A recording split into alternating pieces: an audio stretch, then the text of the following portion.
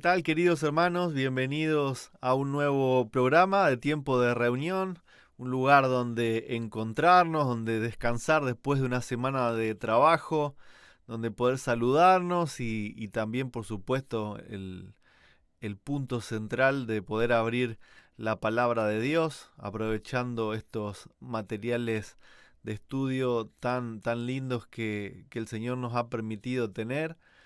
Así que bienvenidos, que el Señor los bendiga, esperemos que se encuentren bien y te saludo, Carlos, ¿cómo estás? Hola Roberto, muy bien, gracias a Dios. Gracias a Dios tenemos muchas bendiciones, ¿verdad? No nos podemos quejar y, y agradecido a Dios por esta oportunidad de conversar juntos, ¿verdad? En este caso contigo, Roberto, sobre la palabra de Dios, aprender juntos, crecer juntos, edificarnos juntos, como el Señor desea que su pueblo pueda hacer. Así que muy contento de poder hacer esta lección contigo. Y bueno, yo tengo el privilegio de estar ahora repasando la lección con el autor de la lección, con el señor Carlos Hernández. Así que Coautor con Daniel también coautores, ¿verdad? estuvimos Con haciéndolo Daniel antes así. que se nos ofenda. Pero bueno, yo sé que es un trabajo que tenías ahí bastante avanzado y un tema tan importante, ¿no? Como este modelo divino, esta fórmula, este patrón que venimos repitiendo a través de las lecciones y que tan importante es, ¿no? Que se repite en toda la Biblia, también en la vida.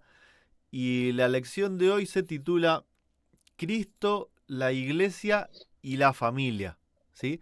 Pero no vamos a empezar el estudio sin pedir la bendición de Dios, así que te pido si querés guiarnos en oración. Seguro.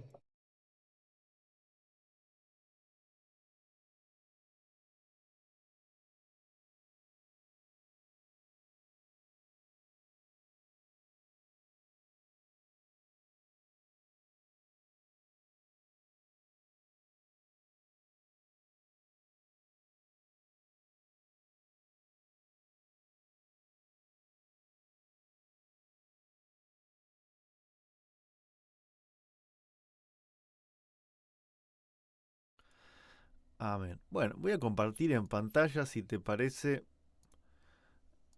la presentación que hiciste, el PowerPoint, y vamos a ir acá, podemos ir desarrollando eh, las preguntas y viendo también los textos. ¿Querés empezar?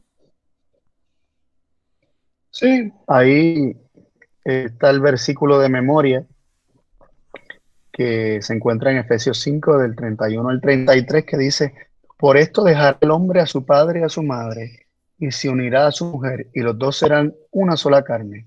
Grande es este misterio, mas yo digo esto respecto de Cristo y de la iglesia.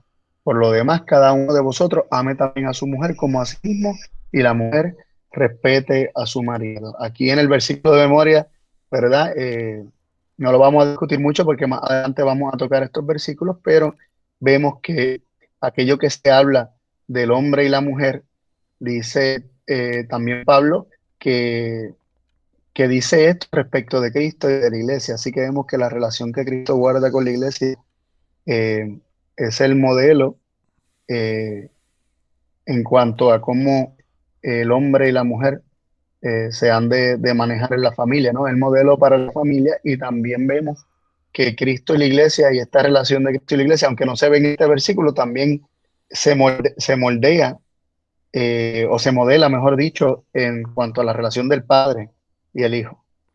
Así que eso es lo que vamos a estar viendo en la lección de hoy, la relación de Padre e Hijo a la luz de Cristo y de la iglesia y a la luz de dentro de la iglesia, ¿verdad? La familia, el hombre y la mujer.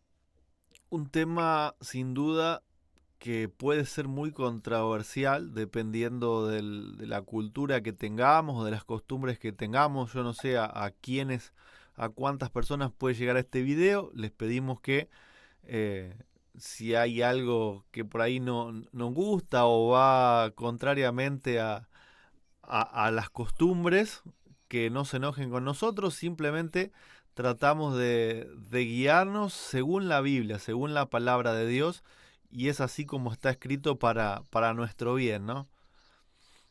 Ujú. Así que, sí, Y hacemos la aclaración, Roberto, que también a nosotros nos chocan estas cosas porque nos confrontan en cuanto a que si estamos viviendo o no a la luz de lo revelado por Dios en su palabra. Y a todos nos confronta con nuestra cultura y con nuestras costumbres, porque naturalmente no actuamos de forma conforme a este modelo que vamos a estudiar. así es. Bueno, tenemos la pregunta uno para que comience, si querés. Dice así, la pregunta número uno, ¿a qué es comparada la iglesia? Nos da varios versículos y luego nos hace la pregunta, ¿cómo es construido el templo de Dios, el cual es su iglesia? Ahí hay varios versículos, solamente aquí tenemos algunos que contestan las preguntas que se hacen. Para contestar a qué es comparada la iglesia, vamos a leer 2 Corintios 6:16, que dice, ¿y qué concierto el templo de Dios con los ídolos? Porque vosotros sois el templo de Dios viviente. Como Dios dijo, habitaré y andaré en ellos y seré el Dios de ellos y ellos serán mi pueblo. Así vemos cómo la iglesia es comparada con el templo de Dios. El pueblo de Dios es comparado con su templo. ¿Y cómo es construido el templo de Dios? Cómo es que se construye el templo de Dios y por lo tanto la iglesia? Y en Zacarías 4:6, precisamente hablando de la construcción del templo, se da la siguiente palabra. Entonces respondió y hablóme diciendo, esta es palabra de Jehová a Zorobabel, en que se dice, no con ejército ni con fuerza, sino con mi espíritu, ha dicho Jehová de los ejércitos. Así que vemos que la iglesia es comparada al templo de Dios y el templo de Dios es edificado no con la fuerza, no con ejército, sino con el espíritu de Jehová. Así que Dios se edifica una iglesia, Dios edifica un templo en el cual Él puede habitar por medio de la obra de su espíritu, que, que no es otra cosa que su carácter, ¿no? Que no es otra cosa que la forma de ser de Dios, entre otras cosas, ¿no? No vamos a ponernos a definir aquí todo lo que es el espíritu de Dios, pero entre otras cosas, eh, el espíritu de Dios es su forma de ser, ¿no? Así que y con su forma de ser, y Dios es amor, es que Dios eh, edifica para sí una iglesia, un templo donde habitar. Así es, y está bueno hacer ese ejercicio ya de ponerle nombre a las características, ¿no? De cómo es Dios. Lo contrario a la fuerza, lo contrario a los ejércitos, es el amor, la paciencia, la tolerancia, la convivencia, por lo menos Sí, el fruto del espíritu, ¿no? así es, tal cual. Cuán diferente, ¿no? A la mayoría. Ni siquiera voy a hablar de las religiones, porque no es cuestión de tirar indirectas, sino de cada uno de nosotros, incluso formando un pequeño grupo que cómo actuamos cuando alguien interpreta diferente a nosotros, piensa diferente a nosotros. En eso también tiene que ver, ¿no? Porque la iglesia no es solamente las religiones, sino somos cada uno de nosotros cuando estamos dos o tres reunidos eh, en nombre de Dios o tratando de representarlo, eso es una iglesia, ¿no? Y deberíamos pedir su ayuda para poder reflejar en este punto su carácter. Ujú. La pregunta 2 dice, ¿cómo presenta las escrituras la relación entre Cristo y la iglesia? ¿Qué hace Cristo por la iglesia? Y para responder nos pide que leamos Oseas 2 del 14 al 20 y dice, pero he aquí que yo la traeré y la llevaré al desierto y hablaré a su corazón y le daré sus viñas desde allí y el valle de Acor por puerta de esperanza, y allí cantará como en los tiempos de su juventud, como en el día de su subida de la tierra de Egipto. En aquel tiempo, dice Jehová, me llamarás Ishi, y nunca más me llamarás Baalí, porque quitaré de su boca los nombres de los Baales, y nunca más se mencionarán sus nombres. En aquel tiempo haré para ti pacto con las bestias del campo, con las aves del cielo y con las serpientes de la tierra, y quitaré de la tierra arco y espada y guerra, y te haré dormir segura, y te desposaré conmigo para siempre, y te desposaré conmigo en justicia, juicio, benignidad y misericordia, y te desposaré conmigo en fidelidad, y conocerás a Jehová. Es interesante, ¿no? La relación que Cristo propone a su iglesia. Y es como que me da para verlo en dos partes, porque por un lado me venía a la mente el pueblo de Israel, ¿no? Lo que Cristo quería con el pueblo de Israel Ujú, en primera instancia, y, y un poco las respuestas apuntan, ¿no? Ya no me llamarás Balí, me llamarás Ishi.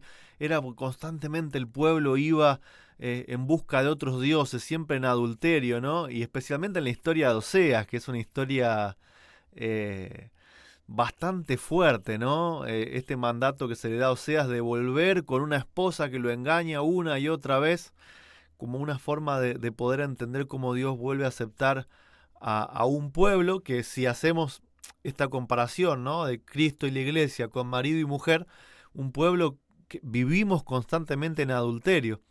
Pero después también el mensaje, por supuesto, es para nosotros, ¿no? Esta propuesta de matrimonio nos es hecha a nosotros. Cristo quiere que nosotros seamos su esposa, y bueno, habría para hablar casi todo un día entero, ¿no? De todas estas ujú, características que, que se mencionan, ¿no? Pero la que más me llama la atención es: y les daré sus viñas nuevamente, y volver a Isaías, ¿no? Lo que significa esta viña, la protección, la prosperidad, el estar dentro de su vallado, que es la ley, el tener el manantial, el tener la lluvia, el tener el espíritu. Todo eso viene junto con la propuesta de casamiento, si es aceptada, ¿no? ujú. No, y precisamente ese tal vez el punto, eh, ¿verdad? El punto que resalta en esto es el vocablo de Cristo a su iglesia como una esposa. Y, y entonces uno comienza a ver implicancias tremendas porque dice, la atraeré, o sea, la enamoraré, ¿no? Es la forma de enamorarla. La llevaré al desierto, que no implica pasar por situaciones difíciles, sino llevarlo a un sitio a solas. Es como estar a solas con ella, ¿no?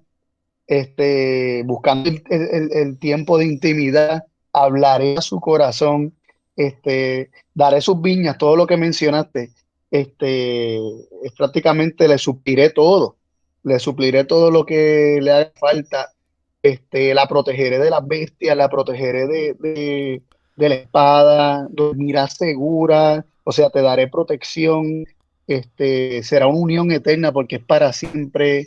eh, eh, Tremendo. Entonces dice, y conocerás a Jehová. El propósito de Cristo de esposar para sí un pueblo es que conozcan a Dios por medio de él, ¿no? Sí. Por medio de la unión con Cristo vamos a conocer a Dios como iglesia. Cuando dice no me llamarás más Balí, implica que el pueblo buscaba, o sea, esta esposa en realidad estaba buscando en otros hombres a Dios, o sea, lo estaba confundiendo, lo estaba malentendiendo, se estaba confundiendo de marido, ¿no es cierto? Sí, ¿no? Qué fuerte para Cristo en este aspecto, ¿no? Que imagínate, imagínate una esposa que va a llamar a su esposo y lo llama por el nombre de su ex o de su ex novio o algo así. O sea, o de otras personas que le diga el nombre que no es. O un esposo llamarle a su esposa por el nombre de una exnovia o de alguien que conoció en el pasado. Que entonces esto causa dolor, esto causa como incomodidad, ¿no? Entonces, aquí o sea, Cristo le dice a su pueblo, nunca más me vas a llamar Balí, es decir, quitaré de tu boca los nombres de los Baales, es decir, constantemente me has estado llamando por el nombre de otros dioses, por el nombre de tus otros dioses, pero los voy a quitar de tu boca eh, y me llamarás Ishi, ¿no? Entonces, ahí vemos cómo se implica el borrar de la mente el recuerdo de la adoración a otros dioses, el recuerdo de o sea, todo lo que son los falsos conceptos y todo eso va a ser quitado de la mente. Aún los pecados del adulterio espiritual también va a ser quitado de la mente. Y, y así como el Señor se olvida del pecado que nosotros cometimos, así también Él hará que nos olvidemos por completo de toda esa idolatría nuestra en la cual, eh, ¿verdad? Participamos. Sí, y parecería que incluso, o sea, es tan malo nuestro caso que lo mejor que pudo hacer hasta ahora la esposa es decirle, bueno, queremos llevar tu nombre, pero nosotros vamos a poner nuestro propio vestido, nuestra propia comida. Es el caso de estas 7 mujeres, ¿te acordás? Es como lo mejor o lo más cercano a no estar en adulterio, pero también incluso sigue siendo tremendo, ¿no? No queremos tu palabra, no queremos tu justicia, solamente queremos llamarnos cristianos. O sea, aún dentro del cristianismo, eh, igualmente la relación sigue siendo eh, muy mala, ¿no? De parte nuestra. Y es Cristo quien en algún momento nos quiere tomar y llevarnos, porque por nuestra cuenta no podemos prometerle nada, no podemos comprometernos en absolutamente nada. Ujú. Y tenemos, bueno, la nota número 1 que dice, la relación de Cristo y su iglesia es muy íntima y sagrada. Él es el esposo y la iglesia la esposa. Él la cabeza, la iglesia el cuerpo. La relación con Cristo entraña, pues, la relación con su iglesia. Esta ha sido organizada para servir y en una vida de servicio a Cristo, la relación con la iglesia es uno de los primeros pasos que hay que dar. La lealtad a Jesús exige la ejecución fiel de los deberes impuestos por la iglesia. Esta es una parte importante de nuestra preparación y una iglesia imbuida de la vida del Maestro inducirá decididamente a sus miembros a realizar un esfuerzo en beneficio del mundo exterior. Y esto creo que, o a mí ahí cuando leo, viste, tengo siempre un primer pantallazo, después puede ser que se vaya extendiendo. Y por ahí pienso en este grupo, gran grupo de personas que quizá van saliendo de iglesias mayores, van saliendo de instituciones y por lo que sea, ¿no? Por sentirse decepcionados, por no estar de acuerdo con doctrinas o con formas de organización. Pero sin embargo, el concepto de iglesia en sí vemos que es fundamental. O sea, es ser parte de la esposa, es ser la esposa, es ser parte de la iglesia de Cristo. Hay que formar parte de un pueblo. No podemos pretender vivir una vida en soledad, de forma independiente, donde no me comprometo con nada ni con nadie, no quiero líderes de ningún tipo, no quiero ningún tipo de orden evangélico. La relación es mía para con Dios y listo, ¿no? Es como una forma bastante egoísta de ver las cosas y no es el prototipo de esposa a la que Cristo viene a buscar, sino que es un grupo en el que hay una unidad de espíritu y de carácter, ¿no? Esa es la esposa. Ujú. Sí, me llama la atención que de primera instancia aparece como impuesto esos deberes que hay que cumplir bajo la iglesia o al ser parte de la iglesia. Sin embargo, dice que ocurrirá de forma, o sea, no lo dice así, pero se puede entender que ocurrirá de forma natural, que será el efecto en cada miembro el cumplir con este deber y este servicio del cual se habla cuando la iglesia está imbuida de la vida del Maestro, cuando la iglesia tiene la vida de Cristo, cuando Cristo no está fuera, cuando Cristo se le deja entrar, cuando Cristo llena la vida de su pueblo, entonces sus miembros van a salir decididamente a realizar un esfuerzo en beneficio del mundo exterior. Este es el efecto natural de que se tenga la vida de Cristo. de que se tenga su espíritu. Amén, así es. Bueno, continuamos con la pregunta número 3. Dice así, ¿cómo responde Cristo al amor del Padre? Para esto vamos a ver Proverbios 8:30, que dice, con él estaba yo ordenándolo todo y era su delicia de día en día teniendo solas delante de él en todo tiempo. Ahí en Proverbios 8:30 vemos que Cristo, hablando como la sabiduría, se sabe ser la delicia de su Padre. Él sabe que él es un amado en el cual el Padre tiene su contentamiento y esto le genera solaz, esto le genera también una experiencia de gozo y paz delante de la presencia de Dios. También añadiéndole este sentimiento, podemos decir, esta seguridad de ser la delicia que genera en él también gozo y paz, solaz.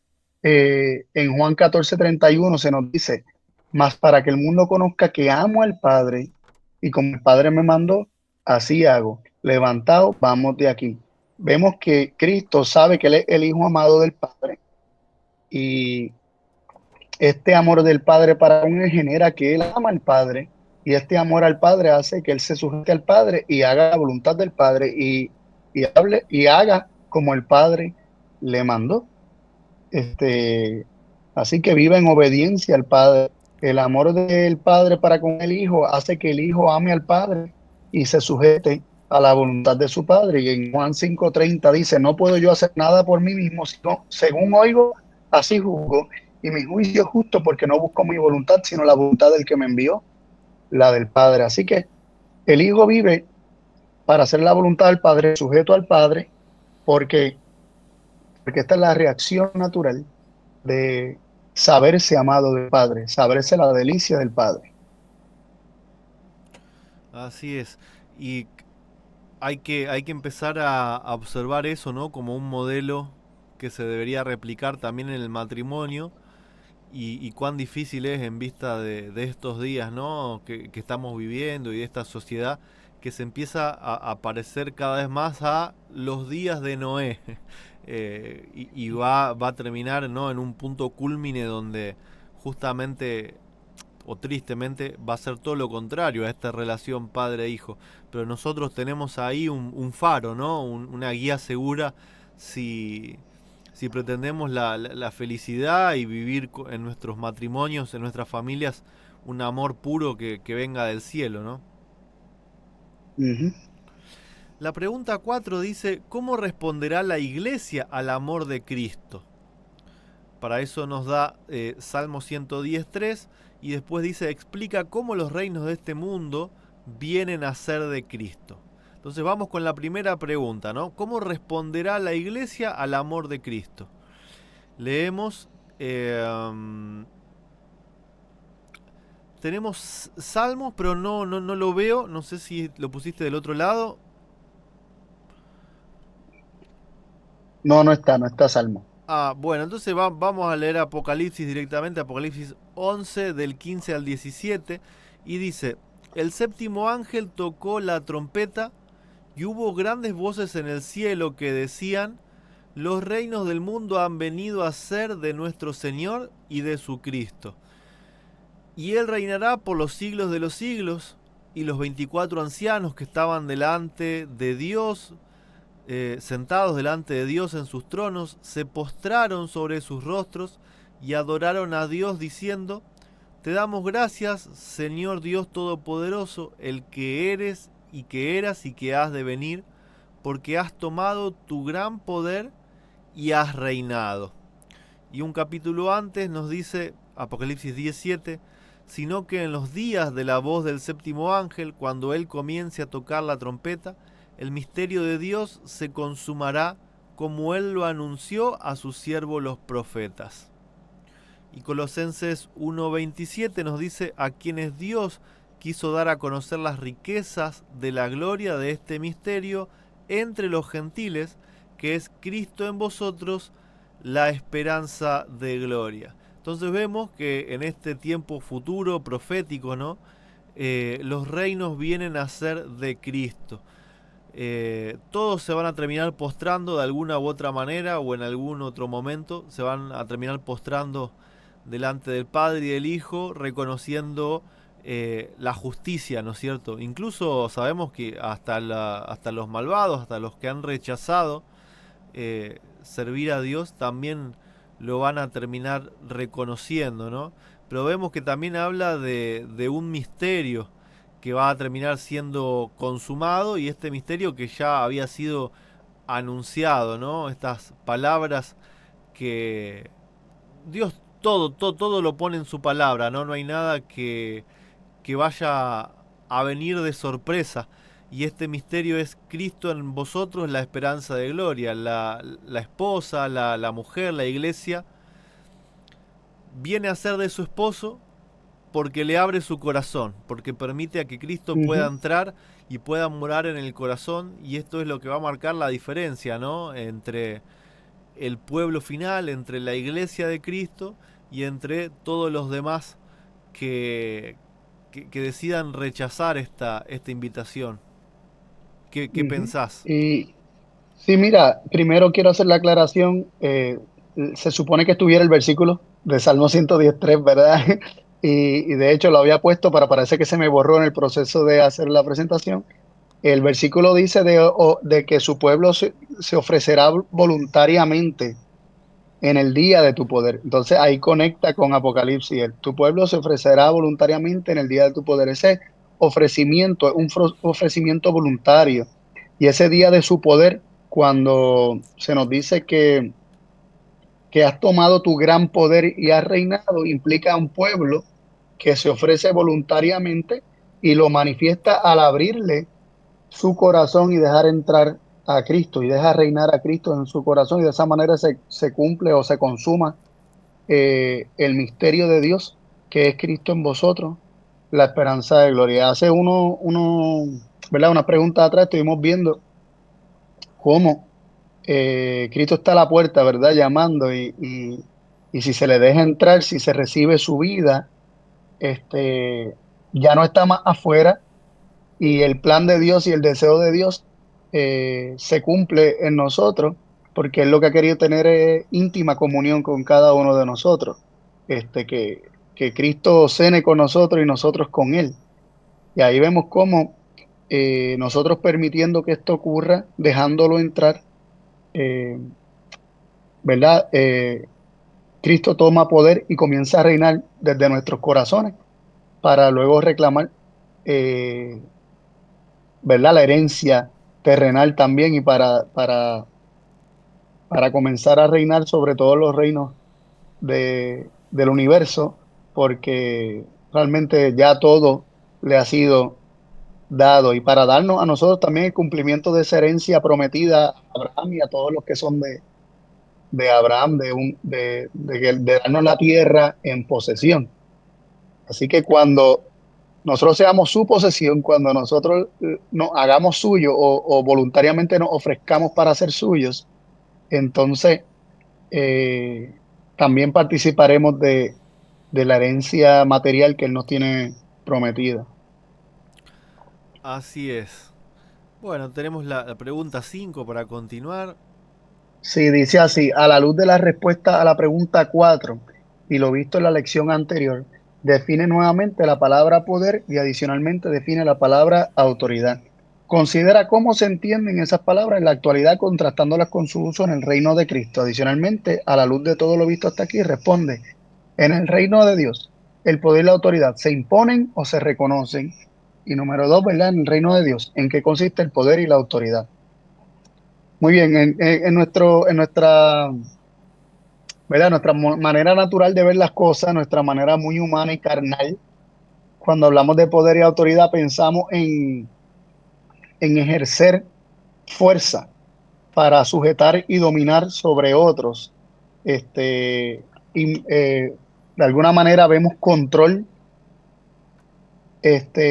por medio de la fuerza, por medio de ejercer poder. Y cuando nosotros pensamos en Cristo tomar su poder y ejercer autoridad, finalmente pensamos que se acabó el ser amoroso y blandito, y llegó el momento de ejercer la fuerza para, a la buena o a la mala, sujetar.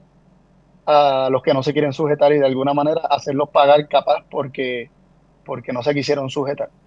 Sin embargo, viendo que el poder y la autoridad que Cristo asume es un poder reconocido por su pueblo, porque se ofrece voluntariamente en el día de su poder y porque le dejan entrar y el misterio de Dios es consumado, vemos que en efecto en el reino de Dios el poder y la autoridad no son impuestos por parte de Dios. Dios no impone su reino, perdón, sí, su reino, el poder de su reino o el poder de su autoridad, Él no lo impone, sino que algo que es reconocido, que cuando lo reciben a Él, cuando lo aceptan, entonces Él viene a reinar y viene a ejercer su poder en aquellos que lo han recibido.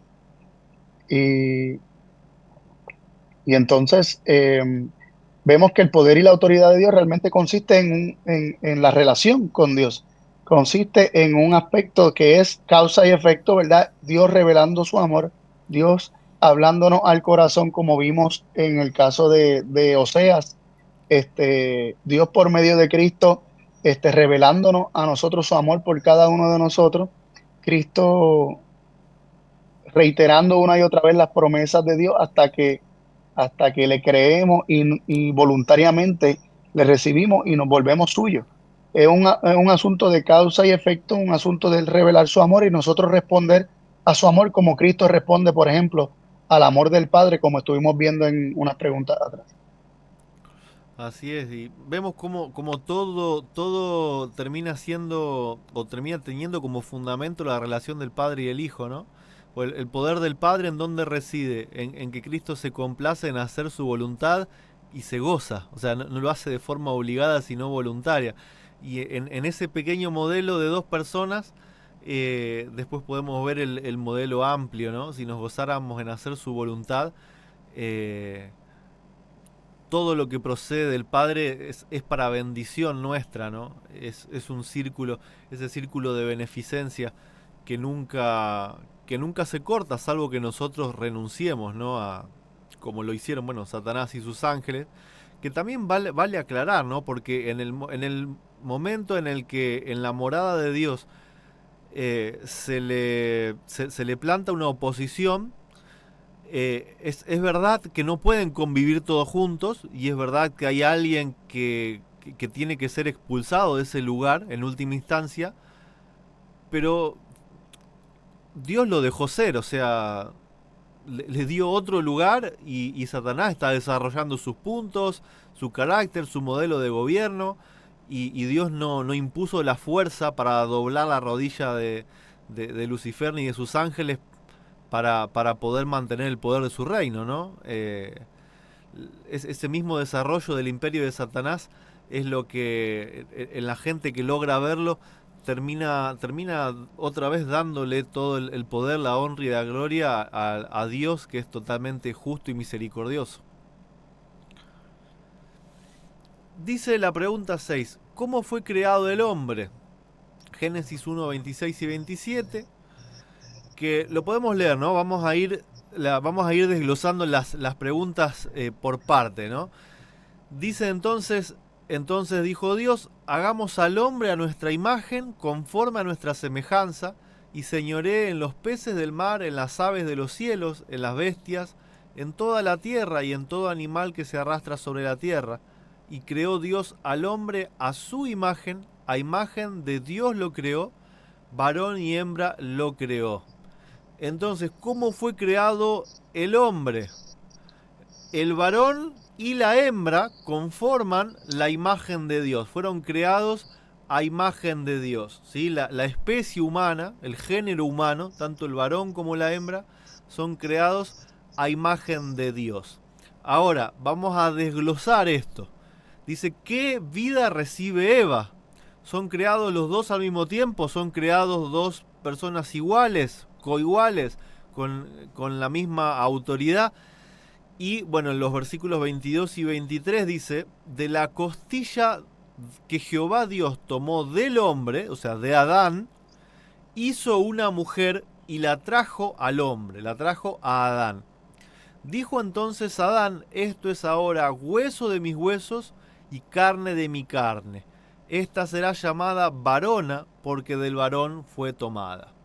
Entonces vemos que de la sustancia de Adán, de la vida de Adán, Dios toma a Eva, Dios forma a Eva, le da el tener vida en sí misma y ahora es la esposa de Adán, es una bendición para Adán, es una compañía, ¿no? Es un complemento. Sale de Adán. Ahora, en qué sentido podemos ver esto en la relación del Padre y el Hijo, ¿no? Solamente creyendo que verdaderamente Jesús es hijo nacido de Dios, es hijo engendrado de Dios, que estaba en Dios y como dice Juan 5:26, así como el Padre tiene vida en sí mismo, le fue dado al Hijo tener vida en sí mismo. Solamente teniendo esta certeza, teniendo esta creencia, podemos entender que el hombre y la mujer son creados a imagen de Dios, son una representación de lo que en algún momento fue, pero que nadie había podido ver. Ahora todo el universo lo puede ver en la creación de Adán y Eva. ¿Y cómo es que Eva recibe su nombre de varona o de mujer, en este caso como decimos nosotros, ¿no? Eh, porque es porque del varón fue tomada, ¿no? Por su procedencia. El nombre de Eva tiene que ver directamente con su procedencia, porque viene de Adán. Y Génesis 3:20 nos amplía un poco esto y dice que llamó a Adán el nombre de su mujer Eva, por cuanto ella era madre de todos los vivientes. Y Génesis 5:1 y 2 dice, este es el libro de las generaciones de Adán, el día en que creó Dios al hombre, a semejanza de Dios lo hizo. Varón y hembra los creó y los bendijo y llamó el nombre de ellos Adán, el día en que fueron creados. Adán en el sentido del género humano, ¿no es cierto? No porque Eva pierda su individualidad, sino por el género en sí, el género del hombre, que es conformado por el hombre y por la mujer. Eva toma su nombre porque sale de Adán, porque es madre de todos los vivientes, y acá también podemos ver el modelo de padre-hijo, ¿no? El hijo siendo engendrado por el padre, y después el hijo es quien ejecuta la voluntad del padre en la creación de todos los seres del universo. Adán, Eva, los hijos, el padre, el hijo y los seres creados, ¿no? Vemos como este patrón se impone a la perfección en todo lo que podemos ver. Ujú. Y se hereda el nombre. O sea, ella heredó el nombre de su esposo, Adán. Ella lo recibe de su esposo. O sea, Dios la llama a ella Adán también junto con Adán. Así como en muchas culturas todavía prevalece el que la esposa tome el nombre de su esposo, ¿no? Eh, y así lo vemos también como Cristo es llamado Dios también, porque por herencia obtuvo mejor nombre que, que cualquiera de otro ser, ¿no? Este, así que, ¿verdad? Añadiendo eso al paralelo, al paralelismo que existe entre la relación del Padre e Hijo y entre Adán y Eva. Pensaba en eso, ¿no? Justamente por qué nosotros no tenemos ningún problema en decir que Cristo es Dios, que se llama Jehová. Porque el punto Ujú, es la herencia, ¿no es cierto? ujú. Tenemos la pregunta 7. Dice así, ¿qué dice las escrituras del varón dentro de este contexto? Y nos da 1 Corintios 11:3, la primera parte, lo vamos a leer completo, pero nos vamos a enfocar en la primera parte. Pero quiero que sepáis que Cristo es la cabeza de todo varón, y el varón es la cabeza de la mujer, y Dios la cabeza de Cristo. Nos concentramos en la primera parte, que Cristo es la cabeza de todo varón, ¿verdad? No, lamentablemente esto no es una realidad en todos los hombres, pero según el modelo y el plan de Dios, se supone que todo varón tenga a Cristo por cabeza, que reconozca a Cristo como, eh, como su autoridad, no solamente como su autoridad, sino también como su benefactor, como un canal de bendición para su vida. Y, y en primera instancia, vemos que así como el Padre ama al Hijo y todas las cosas da en su mano, Cristo también. crea al hombre y le ha dado todas las cosas en las manos al hombre, el hombre debe reconocer a Cristo como un canal de bendición, como aquel que está por su cabeza, aquel por medio del cual él puede tener dominio sobre todas las cosas que Dios le dio al hombre. Y reconocer a Cristo como cabeza, o sea, el hombre reconociendo a Cristo como su cabeza va a continuar que el canal de bendición siga fluyendo del Padre al Hijo, del Hijo al hombre y del hombre, por extensión, ¿verdad? A la mujer y de la mujer a los hijos, como hemos visto hasta ahora. Sí, lamentablemente la expresión hoy en día cabeza, ¿no? O someterse, sujetarse, tiene una connotación totalmente negativa por lo que el pecado ha hecho, ¿no? En todos estos miles de años, que el que debía estar en esa posición terminaba abusando, ¿no? En todos los sentidos, del que en realidad debía proteger. Entonces llega un punto donde Ujú, el que estaba en esa posición por debajo de ser protegido, de reconocer la cabeza, termina rebelándose e independizándose porque, y a veces con razón, ¿no? Antes de seguir sufriendo abusos, es el instinto de supervivencia. Y entonces hoy ujú, por eso es tan difícil que todo eso vuelva a ser restablecido, ¿no? Pero por eso es bueno entender el verdadero concepto de lo que es la autoridad dentro ujú. de este modelo. La pregunta 8 dice, considera el paralelismo establecido entre Cristo y la Iglesia y el varón y la esposa en el siguiente texto, Efesios 5, 21 al 33. Y dice, ¿cómo debería ser la conducta de todo esposo? ¿Qué nos dice Cristo o qué se nos dice que hace Cristo como cabeza de la Iglesia, que debe hacer el esposo como cabeza de su esposa? Menciona 5 aspectos de la bendición que debe fluir de Cristo a las esposas por medio del marido. ¿Qué debe hacer la mujer para recibir estas bendiciones? Menciona 2 aspectos y tenemos la nota 2. Eh, Tenemos bastante acá para hablar, así que te pido que me ayudes y creo que empezamos a Sí, entrar en el punto que nos puede traer bendición a todos, ¿no? En un mundo donde el matrimonio hoy es un fracaso, donde las familias están rotas, entender esto nos puede traer total bendición. no solamente puede o sea, no solamente hay promesa de estabilidad para la familia en medio de todo el bombardeo que hay a nuestro alrededor, sino que también si la familia está tambaleándose, si la familia está a punto de desconectarse, el entender estos principios puede rescatar nuestra familia del fracaso. Este, Así que es muy importante. Son muchos versículos del 21 al 33. No los puse ahí porque los exhortamos a que los lean, pero sí tenemos ahí el resumen de los 5 aspectos de la bendición que debe fluir de Cristo a las esposas por medio del marido, viendo cómo Cristo trata a la iglesia y entendiendo cómo el esposo debe tratar a su esposa. Y ahí están los 5 aspectos que podemos extraer si los quiere leer, y también los 2 aspectos de la mujer, si los quiere leer ahí. Perfecto. Entonces entramos en este paralelismo, ¿no? Cristo, iglesia, marido, mujer. Amar a su mujer como a sí mismo, entregarse a sí mismo por ella, santificarla en el lavamiento del agua por la palabra, sustentarla y cuidarla. ¿Sí? Tomen nota, esposos, tomemos nota, porque cuando termine este video, sepan que las esposas van a estar también ahí con la libretita, ¿no es cierto? Eh, Estar sujetas a sus maridos en todo como al Señor, ¿sí? Respetarlo. Y en esto es muy importante entender, ¿no? Que el esposo cumple el rol como si fuese el Señor, como si fuese Cristo, como si fuese Dios, ¿no es cierto? Como lo es Dios para Cristo, así debería ser el esposo para la esposa, ¿no? Sí, y te iba a comentar, Roberto, Sí, si antes de leer la nota, me parece que que al hombre o sea, la responsabilidad del hombre es más grande, ¿no?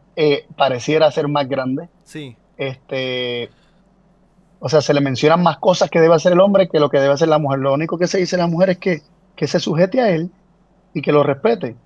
Y esto me parece que será el efecto de que el hombre permita que Cristo eh, bendiga a las esposas por medio de los esposos de la forma en que Cristo desea, amándolas como a uno mismo, entregándonos por ellas. O sea, eso no solamente implica estar dispuesto a sufrir por causa, ¿sabe? Por beneficio de ellas, para beneficiarla a ellas, sino que esto implica una negación propia, día a día, que implica no buscar nuestro propio bien o nuestros propios gustos, sino estar todo el tiempo buscando el bienestar de ella y de la familia. Mira qué interesante santificarla en el lavamiento del agua por la palabra, la responsabilidad de los esposos de traerle palabra de Dios a las esposas, influye en su santificación. Tremendo, o sea, la responsabilidad es tremenda. En otras palabras, Dios nos está diciendo que la salvación de nuestra esposa eh, puede ser grandemente afectada positivamente o negativamente en la medida que nosotros cumplimos con esto, ¿no? sí. Y hacer atención a los Sustentarla, hijos. Porque si nosotros no le damos exacto, la palabra a la esposa, no llega a los hijos tampoco. exactamente, sustentarla y cuidarla no solamente físicamente y materialmente, sino también en el aspecto espiritual, velar por la salud espiritual de ellas, aconsejarlas, darle el pan espiritual, como también dejarles saber que hacemos todo lo posible para que nunca les falte nada tampoco de lo físico. Así que todo esto pone sobre el hombre una responsabilidad enorme, pero un privilegio, ¿no? Que Cristo nos llama a ser copartícipes con Él, o ser partícipes, ser canales de bendición para nuestra esposa y por lo tanto para nuestra familia. Y cuando las esposas ven esto, yo entiendo que el efecto natural será sujetarse a unos maridos que hacen esto para con ellas sin ningún tipo de reservas y respetarlo. Pero pues lamentablemente nosotros fracasamos y fallamos en cuanto a bendecir a nuestras esposas de esta forma, y les cuesta, le hacemos el trabajo más difícil a ellas de poder sujetarse y respetarnos. No estoy justificando, pero estoy diciendo que estorbamos también el efecto, ¿no? Es que seguramente siempre hay una pelea, ¿no? Entre en qué es lo que debe ser primero. Y coincido con vos en que me parece que el hombre acá es el que tiene la primera responsabilidad y el primer paso, ¿no? Independientemente de lo que después haga la esposa, el hombre tiene que tener una actitud de responsabilidad y de amor absoluta. Y recordemos que Ujú. esto que estamos estudiando tiene que ver con la fuente de bendición y con el canal de bendición. Esto no es Ujú. solamente para llevarse bien en la convivencia. Tiene que ver con cómo recibimos la bendición de Dios. Eh, el hombre va a aprender a vivir con todas las bendiciones de Dios cuando aprenda, como decías vos, a negarse a sí mismo y a darlo todo por su esposa, por su familia. Y la mujer va a aprender a vivir bajo todas las bendiciones de Dios una vida feliz, ¿no es cierto? Cuando, Ujú. cuando entienda lo que significa sujetarse en amor y en respeto y en alegría a su esposo. Ambos van a vivir Y, bendecidos de parte de Dios. y vamos a suponer que alguno de los dos no cumple. eh, o sea, si ponle que la mujer no se sujete a su marido y no lo respete, pero si el marido continúa siendo un canal de bendición para ella, esto puede hacerla eventualmente sujetarse y respetarlo. De igual forma, si el marido no es un buen canal de bendición y la esposa con todo eso decide sujetarse y respetarlo, esto también puede hacer reflexionar al marido y, y puede confrontarlo, ¿no? Con su responsabilidad de estar ahí para ellos, y también puede generar unos efectos de bendición sobre la misma mujer que se sujeta aún a un canal que es corrupto. De esto hablaremos en otras lecciones, no en Sí. esta, pero vamos anticipando que hay bendición en bendecir aun cuando no se reconozca esa bendición como proviniendo de Dios a través del hombre. Y también hay bendición para aquellos que se sujetan a los que están como autoridad suya, aun cuando la autoridad que se ejerza no sea la mejor. Déjame decirlo al revés, para que quede más claro. No hay bendición entonces en el que se revela a este método, ¿no? A este modelo divino. O sea, no hay Ujú. bendición, por más que a los ojos humanos nos Se parezca, rompe. claro, más allá de que a los ojos humanos nos parezca justo, ¿no? El que tiene que ser fuente me está abusando en todos los sentidos. ¿Por qué me voy a sujetar? Porque hay bendición. Porque en el revelarte no hay bendición. Porque así es como lo está prometiendo Dios, ¿no? Y al revés también. Yo Ujú. doy todo de mí y no me responden. ¿Por qué debería seguirme dando todo? Voy a pensar en mí más que ahora en mi esposa. ¿Por qué? Porque no hay bendición en eso. Porque hay bendición en continuar.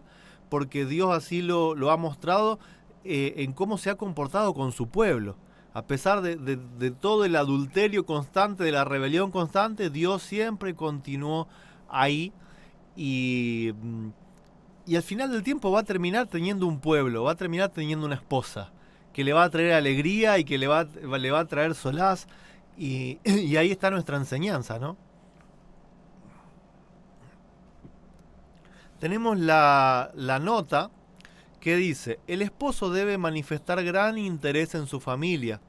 Debe ser especialmente cuidadoso en los sentimientos de su esposa. Si ésta es débil, puede evitarle muchas enfermedades. Fíjense que acá también pasa, el plano de lo espiritual se manifiesta también en lo físico, ¿no? El hecho de cuidar los sentimientos se va a manifestar en evitar enfermedades físicas. Las palabras bondadosas, alegres y alentadoras resultarán mucho más eficaces que las medicinas más poderosas. Infundirán ánimo al corazón de la abatida y desanimada esposa, y la alegría infundida a la familia por los actos y las palabras de bondad recompensará 10 veces el esfuerzo hecho. Debe alentarla a apoyarse en su afecto y a dirigir sus pensamientos hacia el cielo, donde hay fuerza, paz y descanso final para los cansados. No debe volver a la casa con la frente ceñuda, sino que su presencia debiera brindar alegría a la familia y estimular a la esposa a mirar hacia arriba y creer en Dios.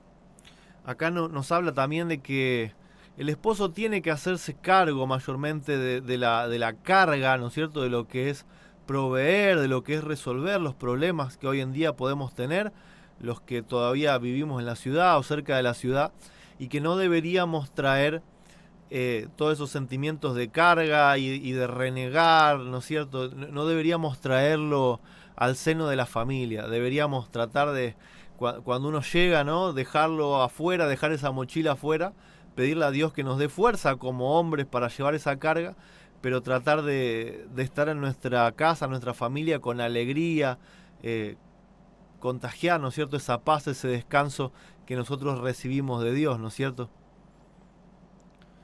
Y continúa diciendo, el esposo es la cabeza de la familia como Cristo es la cabeza de la iglesia.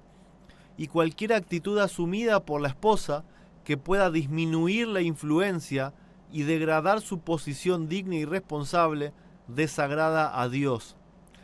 El deber de la esposa es deber de la esposa renunciar a sus deseos y voluntad en favor de su esposo. Ambos deben renunciar a sus gustos, pero la palabra de Dios da la preferencia al criterio del esposo, y la esposa no perderá dignidad al ceder así a aquel a quien ella eligió por consejero y protector. El problema, creo, no sé si coincidís conmigo, es que hoy no nos vemos entre esposo y esposa, no nos vemos como Dios ve a su hijo y como su hijo ve a Dios el Padre. Nos vemos como si el matrimonio fuese un Coiguales, contrato. Claro, como si el matrimonio fuese un coiguales, contrato. Vamos a ponernos de acuerdo. ¿Queremos vivir juntos? ¿Nos gustamos? Sí. Pero acá esto dos fuentes. va a ser mitad y mitad. A mí no me vengas con Sí, que me vas a ordenar, no me vengas. Mitad y mitad y nos dos vamos a poner de cabezas, dos acuerdo en cabezas. todo. Exactamente. Exactamente. Y si los dos no decidimos a la mitad, agarramos cada uno a nuestros bolsos y volvemos cada uno por nuestro lado.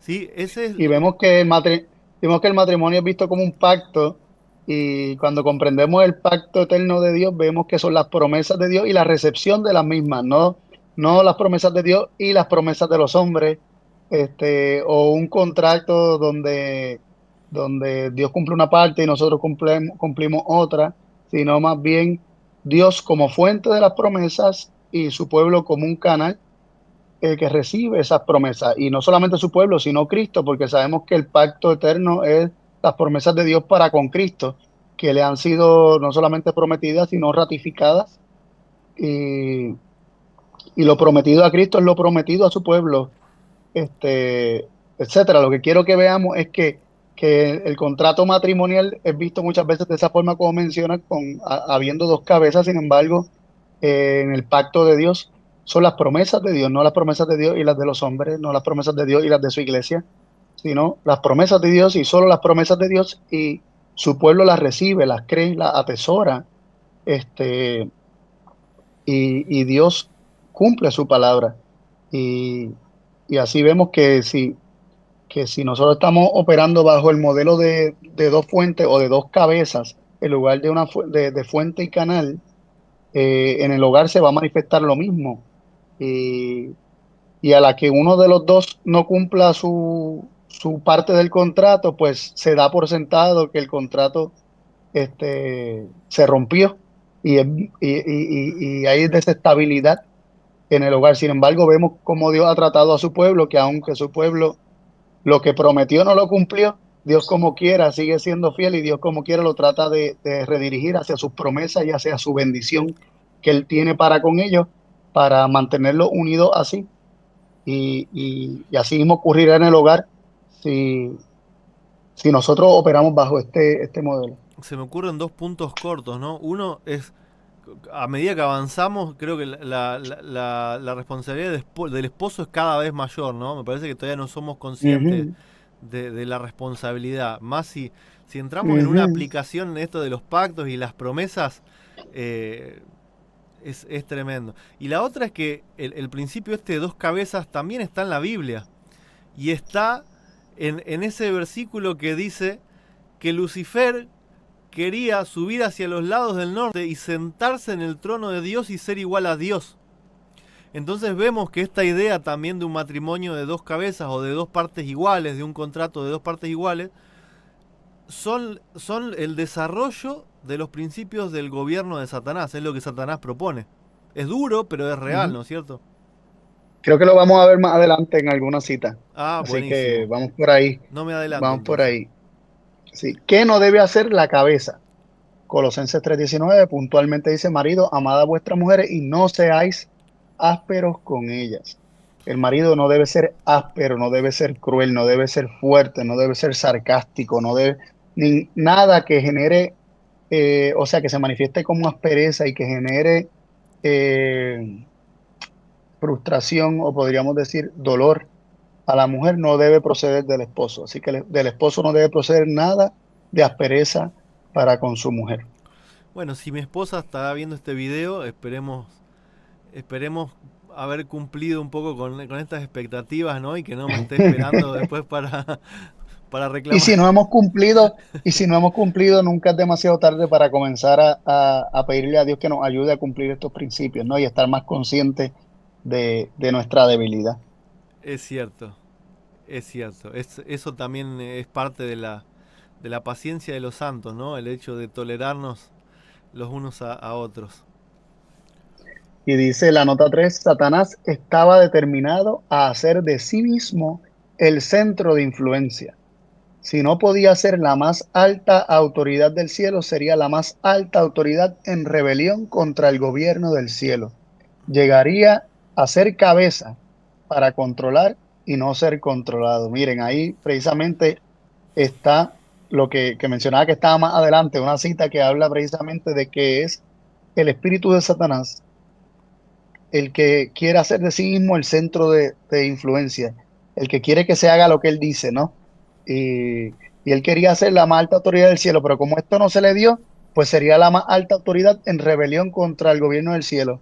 Quería ser cabeza para controlar y no ser controlado. Vemos que Dios como cabeza lo que hace es bendecir. Vemos que el poder y la autoridad de Dios es algo que es reconocido, no impuesto. Es algo que está basado en la respuesta de sus hijos a su amor. Pero, pero vemos que en el gobierno de Satanás, eh, él quiere controlar y no ser controlado. Él quiere ser cabeza y no tener a nadie por cabeza. Él quiere hacer de sí mismo el centro de influencia. Él quiere que se haga su voluntad, eh, y no el hacer la voluntad de Dios, quien realmente sabe lo que es mejor. Entonces, vemos que cada vez que nosotros operamos queriendo que se haga nuestra voluntad, buscando ¿verdad? Lo propio, buscando aquello que, que nos beneficiaría finalmente a nosotros, pero no necesariamente al resto de nuestra familia, estamos operando bajo el reino de Satanás. Cuando alguien quiere algo, por ejemplo, mi esposa desea algo y es bueno para ella, pero yo deseo otra cosa que me parece bueno para mí y yo aspiro a tener lo propio, lo mío, lo que yo quiero para mí en detrimento y en pérdida de lo que podría ser bueno para mi esposa y mis hijos. eh, Estoy actuando como Satanás, ¿no? Así es. Eh, Debemos ser muy cuidadosos con eso, igualmente de la esposa, ¿no? Si ella aspira a buscar lo que ella entiende que es beneficioso para ella, pero en detrimento de su esposo, de sus hijos y de restarle, este, quitarle a su esposo, por ejemplo, la responsabilidad de ser de bendición y de ser reconocido como un canal de bendición en el hogar, y como sacerdote del hogar, por ejemplo, como cabeza del hogar, entonces está actuando egoístamente como Satanás también. Sí, mira, yo siendo sincero, en mi grupo de amigos, este tema es de mucha gracia y de mucho chiste. Nos molestamos, ¿no? Entre los varones, decir, sos un dominado, tenés que pedir permiso a tu esposa para que te deje salir. Es muy común, ¿no es cierto?, hacer este tipo de chistes, pero vemos que más allá de lo jocoso del momento, en realidad el problema central es grave, ¿no es cierto? Es algo que estamos hablando del desarrollo de los principios del gobierno del enemigo, del gobierno de Satanás. Por eso yo también Ujú. siempre agradezco mucho a Dios por la esposa que me dio, ¿no? De poder estar todavía en un entorno protegido, porque también el hecho de casarse eh, con rapidez, sin elegir, según los ojos de Dios, también puede llevar a una vida de total infelicidad, ¿no es cierto? Más que nada cuando como hombres si tenemos un carácter débil y por ahí nos casamos con una mujer que tiene el carácter fuerte, eh, uf, qué difícil es, ¿no es cierto?, establecer el modelo divino en un hogar así, ¿no? Cuando hay que ir, hay que tratar de desarrollar un carácter diferente con la ayuda de Dios al que la naturaleza nos va dictando. Qué fuerte y qué difícil. Es Sí, tremendo. muy. Bueno, a la luz de todo lo visto anteriormente, explica el siguiente versículo. Primera de Corintios 11, 7 y 8. Dice, porque el varón no debe cubrirse la cabeza, pues él es imagen y gloria de Dios. Pero la mujer es gloria del varón, porque el varón no procede de la mujer, sino la mujer del varón. Entramos, es un tema difícil, porque entra también el tema del velo de la mujer en la iglesia y es un tema complicado, ¿no? Que te voy a ser sincero, yo no sé si estoy capacitado para meterme en todos los detalles, pero por lo menos en este versículo continuamos con la línea de la que veníamos hablando, ¿no es cierto? El Sí, sí, varón, si lo, si lo miramos en cuanto a la enseñanza espiritual que hemos estado viendo, más allá del acto en sí mismo del velo físico, exacto. viendo el principio, pues capaz que nos concentramos ahí, no nos metemos en, en el otro Sí, asunto que es un tema en sí mismo. me atajé por las dudas porque alguno de nuestros amigos en el chat quizá pueda llegar a preguntar porque son temas que, que son de mucho debate, de mucha confusión. Yo sé que hay mucha gente que quiere hacer la voluntad de Dios como está escrita. Por eso me atajé antes para decir, no sé si estoy capacitado para responder, habría que estudiarlo, no me he sentado. Pero como decís vos, en el sentido más amplio, el varón en el matrimonio representa a Dios el Padre, ¿no es cierto? Él es imagen y gloria de Dios. Y la mujer es la gloria del varón, por un tema de procedencia, así como el hijo procede, ¿sí?, del padre, como el padre engendró al hijo, también Eva procede de Adán. Dios tomó de una parte de Adán, tomó a Eva, ¿no? Por un tema de procedencia.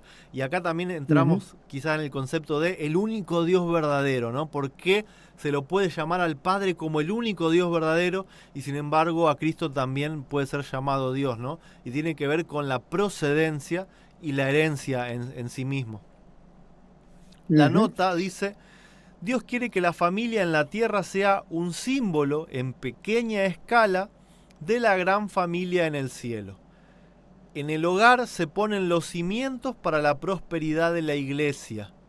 Las influencias que rigen en la vida del hogar se llevan a la vida de la iglesia.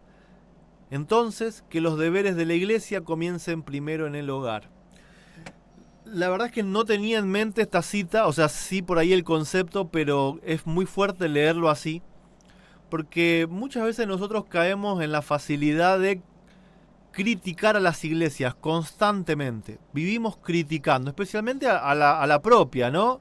Empezamos con el juicio de que las iglesias funcionan mal, de que el pastor funciona mal, de que los ancianos funcionan mal, de que la junta de iglesia funciona mal, de que los hermanos que tienen tal o cual cargo funciona mal, de que la iglesia ya no adora como se debe, que está todo mal.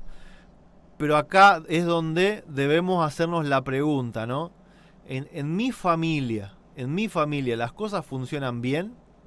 Yo estoy pudiendo replicar, si es que funciona bien, estoy pudiendo replicar los buenos principios de mi familia en la iglesia, o quizá la respuesta sea de que en la iglesia las cosas funcionan mal porque primeramente también en mi familia las cosas funcionan mal. Esto para hacer el ejercicio, ¿no? De no apresurarnos a mirar siempre en los demás antes de ver en nosotros mismos, ¿no? En ujú, nuestro matrimonio, en nuestra familia y también en nuestra paternidad, en la relación con nuestros hijos. ujú. Y tal vez debemos considerar la familia del cielo, que funciona bajo fuente y canal, este modelo divino que venimos hablando. ¿Se está replicando eso en mi familia? Esa tal vez sea la pregunta. ¿Se está replicando eso? Porque si Dios quiere que la familia sea un símbolo de la familia del cielo, entonces los principios que rigen la familia del cielo, que son principios de fuente y canal, y el flujo del canal de bendición desde la fuente por medio del canal que es Cristo, de la fuente del Padre y el canal que es Cristo, pues asimismo debería operar en la familia para que entonces este, no solamente la familia sea bendecida, sino también las iglesias, porque las iglesias están constituidas por familias. Tal cual. ¿Te acordás que hablábamos hace unas preguntas atrás de el hecho de seguir sujetándose a la cabeza, aunque la cabeza pueda entrar en un momento de corrupción, ¿no es cierto? O al Ujú. revés, ¿no? De seguir entregándonos a Bendiciendo. nosotros mismos, a pesar de que el que debe sujetarse entra también en un momento de corrupción. Esto también debemos decir que tiene que replicarse en la iglesia, ¿no? Eh, Más allá de momentos de, si nos toca ser a nosotros, los miembros comunes, más allá de que los líderes puedan entrar en corrupción y en momentos de abuso, si es que eso sucede, también está en nosotros el querer recibir la bendición de Dios si nos sujetamos y, como decías vos, ¿no? Va a venir en lecciones más adelante, entramos en los caminos correctos, ¿no? De apelación y de seguir siendo también una bendición para Ujú. ellos en el sentido de poder apelar de la forma correcta. Sí, y también desde el punto de vista de que si hay algún hermano errante, algún joven, alguien que está errando, que se está extraviando, ¿cómo reaccionamos? ¿Lo cortamos de nosotros y lo separamos o buscamos amarlo más y bendecirlo más para ayudarlo a, ¿verdad? A establecerse, ¿no? A edificarse juntamente con nosotros dentro de la iglesia. Y ahí entramos, no sé, empiezan a salir temas en el tema del rebautismo, ¿no? Cuando se rebautiza simplemente por un pecado. Y entramos en ver que hay 2, 3, 4, 5 bautismos, casi como si fuese una entrada de anotación al cielo, ¿no? Hay bastantes cosas para conversar ahí. La pregunta 11 dice, teniendo presente la pregunta 4 y su respuesta, ¿qué nos dice el siguiente versículo en relación al gobierno de Dios, considerando que Dios es cabeza de Cristo? La pregunta 4 para que recordemos, la pregunta 4 si no me equivoco, hablaba acerca del poder y la autoridad siendo impuestos o siendo reconocidos. Este, y dice que consideremos Isaías 9:6 en cuanto al gobierno de Dios. Y nos da ahí varias versiones para que consideremos. Y se hace la pregunta, ¿por qué ocurre esto? ¿Qué implicancias tiene para la familia? O sea, aplicándolo a la familia. Nos dice, según la Reina Valera 2015, porque un niño nos es nacido, un hijo nos es dado, y el dominio estará sobre su hombro. Se llamará su nombre admirable consejero, Dios fuerte, Padre eterno, príncipe de paz. Dios habla hoy, dice, porque nos ha nacido un niño, Dios nos ha dado un hijo, al cual se le ha concedido el poder de gobernar, y le darán estos nombres: admirable en sus planes, Dios invencible, Padre eterno, príncipe de paz. El punto que tiene que ver con el gobierno de Dios aquí es que Dios ha puesto el dominio sobre los hombros de Cristo, sobre los hombros de ese hijo que nos fue dado.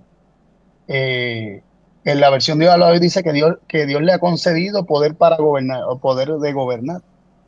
Así que vemos que sobre los hombros de Cristo está puesto el gobierno de Dios.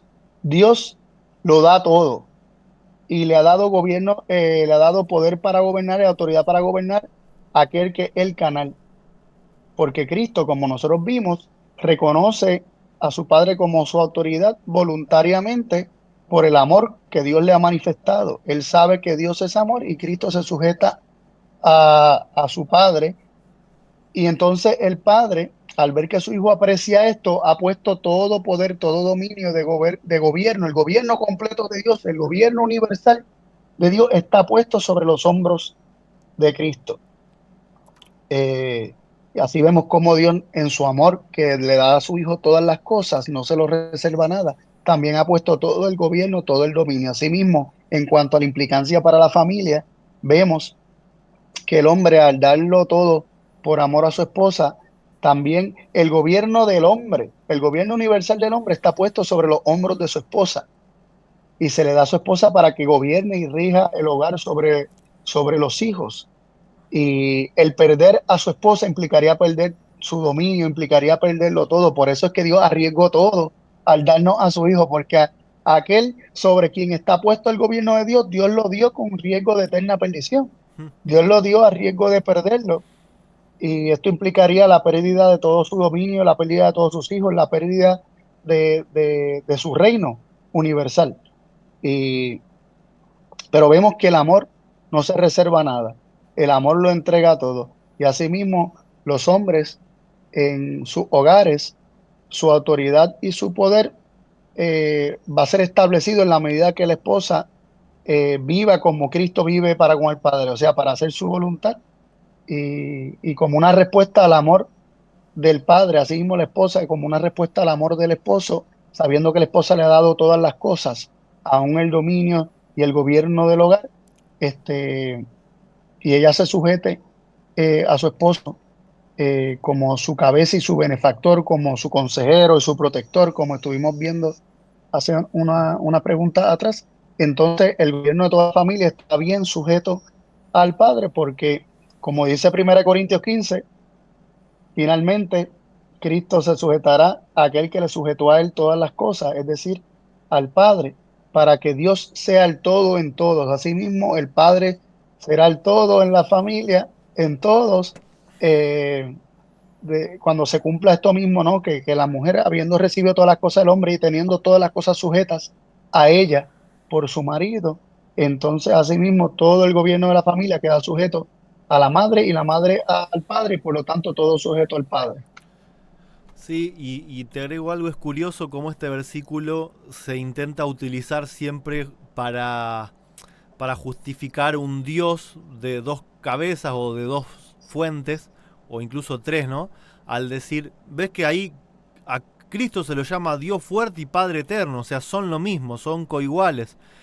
Y bien como vos explicaste justamente el versículo dice todo lo contrario, ¿no? Explica que a Cristo se le dice Padre eterno y Dios invencible justamente porque es hijo, porque él hereda del Padre, Ujú. porque el Padre le ha concedido el poder de gobernar.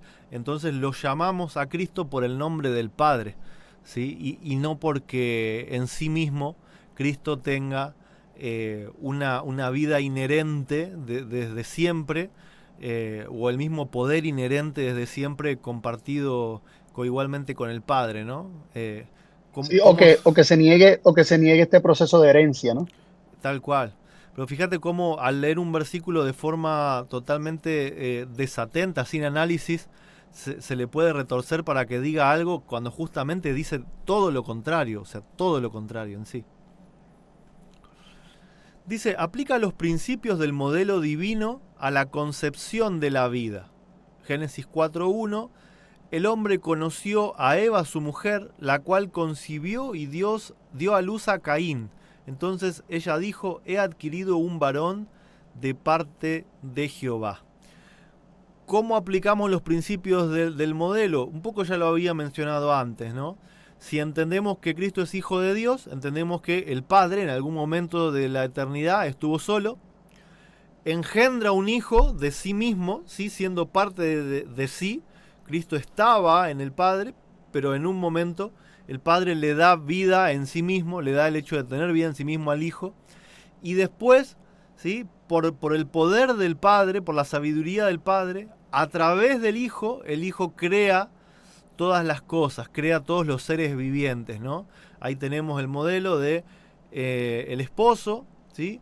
La esposa que procede del esposo, en este caso Adán procede de Eva, y Eva da a luz a los hijos, y así se conforma la familia, ¿no? Así es como el modelo de la familia terrenal fue creada a imagen de Dios, a imagen de la familia celestial. Ujú.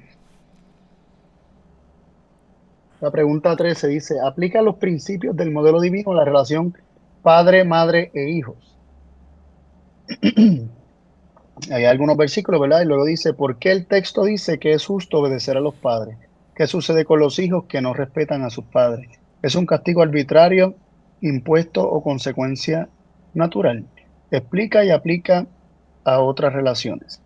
Dice, someteos uno a otro en el temor de Dios. Hijo, obedeced en el Señor a vuestros padres, porque esto es justo. Honra a tu padre y tu madre. Es el primer mandamiento con promesa para que te vaya bien y sea de larga vida sobre la tierra. Y vosotros, padres, no provoquéis a ir a vuestros hijos, sino criarlos en disciplina y amonestación del Señor. No pusimos todos los versículos porque pues, se nos alarga demasiado. El principio es que se nos llama a que nos sometamos los unos a los otros en el temor del Señor, y esto a veces trae confusión. Piensa que yo me debo someter a mi esposa y mi esposa a mí, y los hijos a mí y yo a mis hijos, y nunca hay una estructura de fuente canal, este, sino que son todos coiguales, uno y otro, y esto ha traído mucha confusión. Por ahí que vemos que los hijos muchas veces le hablan a los padres sin respeto, pensando que le están hablando a cualquiera, a un común, a su hermano, lo que sea. Y, y, y cuando dice someter uno a otro en el temor de Dios, en Efesios 5:21, a continuación de Efesios 5:21, del versículo 22, comienza a establecer cómo es que se deben someter unos a otros y quién se somete a quién. Y habla de los maridos a Cristo y las esposas a sus maridos y luego los hijos a los padres. Esto es lo que se plantea. Y de hecho, se nos dice que los hijos deben obedecer a los padres, y se nos dice que, ¿para qué? Para que les vaya bien.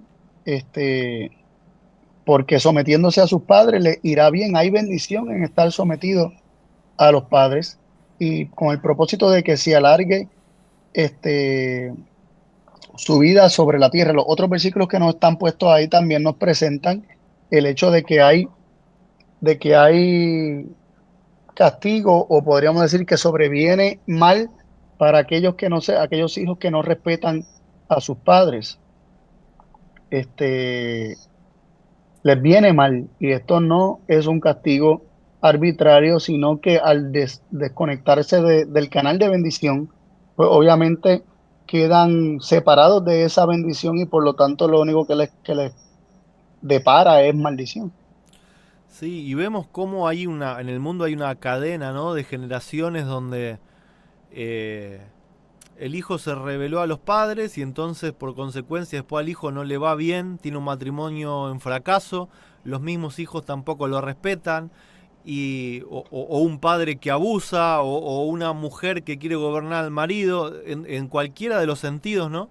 Vemos cómo esto después trae consecuencias hasta 3, 4 generaciones donde quizás hay alguien que se levanta buscando la sabiduría de Dios y trata de enderezar un poco el camino, pero como estos pecados a través de varias generaciones van haciendo mella incluso en nuestra descendencia, ¿no es cierto? Ujú, Es tremendo. ujú. Dice la nota 5: este quinto mandamiento sostiene que se debe a los padres mayor grado de amor y respeto que a ninguna otra persona. Dios mismo, que les impuso la responsabilidad de guiar las almas puestas bajo su cuidado, ordenó que durante los primeros años de la vida los padres estén en lugar de Dios respecto a sus hijos. El que desecha la legítima autoridad de sus padres, desecha la autoridad de Dios.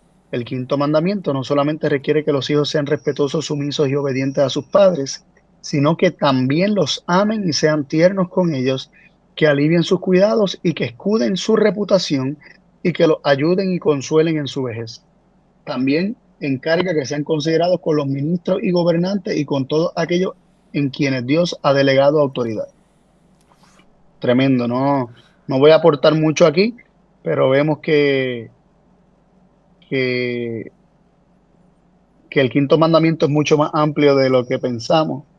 eh, y más adelante en otras lecciones nos vamos a meter más de lleno en lo que son estas autoridades, a las que también hay que estar sujetos como cumplimiento del quinto mandamiento.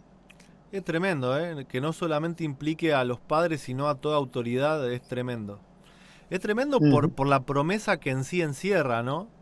Que uno siempre lo vio ujú. como castigo, quizás, si pensamos hoy que eso es una promesa, el extender ese Mira, conocimiento puede ser tremendo para nosotros, nos puede cambiar la vida. mira un ejemplo breve. Se habla mucho de los abusos policiales o de la policía, que es una autoridad, eh, ¿verdad? En este mundo. Si yo le tengo respeto y yo lo honro, así cumplo el quinto mandamiento al tenerle respeto, tengo menos probabilidad de, de que mi vida sea corte. Por ejemplo, hemos visto personas que por una resistencia ante la policía parece sospechosa y la policía termina en un intercambio que puede terminar con la vida de la persona. Y vemos que desde el principio la persona, pues a lo mejor se resistió, la persona no respetó, no honró, se rebeló y tal vez por una tontería, tal vez le pidieron su permiso de conducir o algo y se resistió a darlo, que no, que sí. Entonces se formó un altercado y la persona terminó o recibiendo golpes o arrestada o en el peor de los casos perdiendo la vida. Y, y si se hubiese cumplido con esto, su vida hubiese sido alargada. Eso es solamente un ejemplo. No estoy justificando el acto de maltrato, pero se pudo haber evitado si se hubiese actuado con honra y respeto hacia la autoridad. Sí, es la explicación perfecta a lo que diste de que no es un castigo impuesto, sino que son consecuencias naturales. Ujú. Dice, ¿qué reciben los hijos de sus padres? ¿Qué deben hacer los hijos y qué no deben hacer? ¿Con qué propósito estableció Dios el flujo de la bendición? ¿Qué ocurre en aquellos que honran los canales de bendición? Lo primero que me surge es, todos nosotros en algún momento vamos a ser fuente y en algún otro momento vamos a ser canal. Ya sea que seamos varones o mujeres, nos va a tocar estar en distintas posiciones, ¿no? Para que entendamos que podemos ser de bendición en ambos casos, ¿no? Cuando debemos sujetarnos y cuando debemos ser una fuente de bendición también para otros. Entonces Génesis 27-25 dijo también: acércamela y comeré de la casa de mi hijo, para que yo te bendiga. Y Jacob se le acercó e Isaac comió, y le trajo también vino y bebió.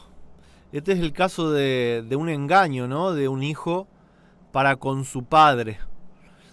Jacob, si bien eran mellizos, había nacido agarrado del talón de su hermano, por lo tanto la primogenitura correspondía a Esaú. Pero Dios había hecho una promesa y Jacob no, o sea, decidió no esperar esa promesa de Dios junto a su madre. Recuerdan, ¿no? Fueron y prepararon no me acuerdo si era un cabrito, lo prepararon asado, mientras Esaú iba a cazar lo que en realidad él tenía que cocinar. Y entonces Jacob engaña a su padre, que estaba ciego, se pone los vellos del animal para que cuando lo toque el padre piense que es Esaú. Pero vamos a puntualizar en cómo terminó siendo después la vida de Jacob. Porque recibió la primogenitura, se salió con la suya, engañó al padre. Pero después, durante años, tuvo que vivir lejos de sus padres. A la madre no la volvió a ver, o sea, murió sin poder despedirse de la madre. Al padre lo vio casi ya en los días donde estaba por morir. Tuvo que escapar de su hermano, hacer su vida en otro lugar. E incluso recordamos la historia de cuando vuelve con su esposa y sus hijos, tiene la lucha con el ángel, ¿no es cierto?, con Cristo, donde él sufre, por eso es llamado el tiempo de angustia de Jacob, y donde después, delante de su hermano, prácticamente se arrodilla y por favor le pide que no mate a la familia. Dividió la familia en dos para que si mataba a un grupo, todavía el otro grupo sobreviva. Fíjense todos los fantasmas que Jacob tenía en su cabeza, todo el sufrimiento que él mismo se echó sobre sí, cuando el hermano no era real, que venía a hacer todas esas cosas, ¿no? Pero fíjense que las consecuencias son reales al rebelarse, ¿no? Al no honrar al padre, en este caso al mentirle. Eh, Ujú. Proverbios 1, Por 8 otro y... lado, Sí, decime. perdón, y por otro lado, en la misma historia vemos, o sea, vemos que del padre venía la bendición y venía la primogenitura, que no solamente implicaba lo material, sino también una bendición, la continuidad de las promesas de Dios. Eh, y vemos que de los padres viene eso, de los hijos puede venir el engaño y el rebelarse. De los hijos también puede venir, aunque no está ahí en el versículo, pero conocemos la historia, puede venir el menospreciar esa bendición, el tenerla en poco, como el caso de Esaú. Este, y nada, eso, quería comentar eso, que ese error también se puede incurrir en menospreciarlo o procurar el beneficio, la bendición de los padres por medio de engaños, ¿no? Tenemos las dos cosas en la misma historia, ¿no? Y Ujú. Proverbios 1, 8 y 9 dice: oye, hijo mío, la instrucción de tu padre, y no desprecies la dirección de tu madre, porque adorno de gracia serán a tu cabeza y collares a tu cuello. Hay sabiduría, ¿no? En la obediencia y en la sujeción hay sabiduría y hay bendición. Y el otro texto que ya lo leímos, ¿no? Honra a tu padre y a tu Ujú. madre, que es el mandamiento con promesa, ¿sí? Porque hay consecuencias naturales de bendición en el honrar tanto al padre y a la madre como a las autoridades. Y la pregunta 15 dice, ¿quiénes son los que reciben las promesas de Dios? ¿Cuál es el llamado de Dios para los padres?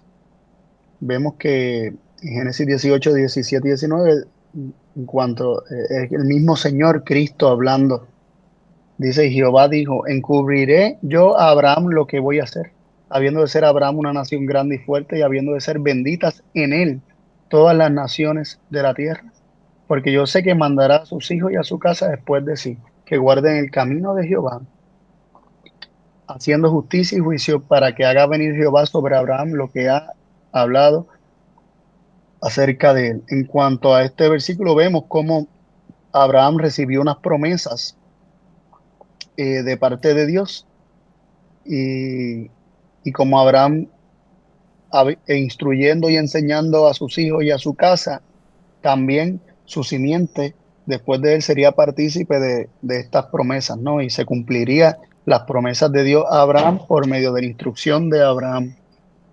Y en Deuteronomio 6, del 4 al 9 dice, oye Israel, Jehová nuestro Dios, Jehová uno es. Y amarás a Jehová tu Dios de todo tu corazón y de toda tu alma con todas tus fuerzas. Y estas palabras que yo te mando hoy estarán sobre tu corazón y las repetirás a tus hijos y hablarás de ellas estando en tu casa, andando por el camino y al acostarte y cuando te levantes. Y las atarás como una señal en tu mano y estarán como frontales entre tus ojos y las escribirás en los postes de tu casa y en tus puertas. Así que hay unas promesas de Dios para con Abraham, que él se reconoce como el padre de la fe para con los padres, pero en la medida que los padres les enseñen a sus hijos, le den la instrucción de Dios, le den también el conocimiento de estas promesas de Dios, entonces estos hijos también serán partícipes de las promesas a los padres. ¿Y cuán importante es, Carlos, el hecho de poder enseñar a nuestros hijos desde pequeños que verdaderamente Jesús es hijo de Dios? Porque Ujú, ahí está la semilla del modelo divino, ¿no? De que ellos ujú, también puedan estar en sujeción y en amor para con nosotros, así como Cristo lo está para con el Padre. Si enseñáramos un modelo de coigualdad, donde está incluso la posibilidad de que el hijo haga su propia voluntad, y si eso se replicara en nuestra familia, eso termina siendo un desastre, ¿no? Cuán importante es esta verdad de que Jesús es hijo de Dios para el Evangelio, es un ujú, pilar fundamental, ¿no? El que tiene al hijo tiene la vida. ujú. Y bueno, la pregunta 16 dice, considerando a la iglesia, ¿qué principios se ven establecidos en la relación entre los ancianos y la membresía de la iglesia? Tenemos ahí varios versículos y dice, a la luz de la relación Padre-Hijo y Cristo-Iglesia, enumera detalladamente el llamamiento que tienen los ancianos. Los ancianos, recordemos, son los pastores de la iglesia, ¿no? No es necesario ser teólogo. Los ancianos son los líderes, los que guían espiritualmente a la iglesia, ¿no? Y dice Primera de Pedro 5:1 al 3, ruego a los ancianos que están entre vosotros, yo anciano también con ellos, se considera Pablo, y testigo de los padecimientos de Cristo, que soy también participante de la gloria que será revelada. Apacentad la grey de Dios que está entre vosotros, cuidando de ella no por fuerza, sino voluntariamente, no por ganancia deshonesta, sino con ánimo pronto, no como teniendo señorío sobre los que están a vuestro cuidado, sino siendo ejemplos de la grey.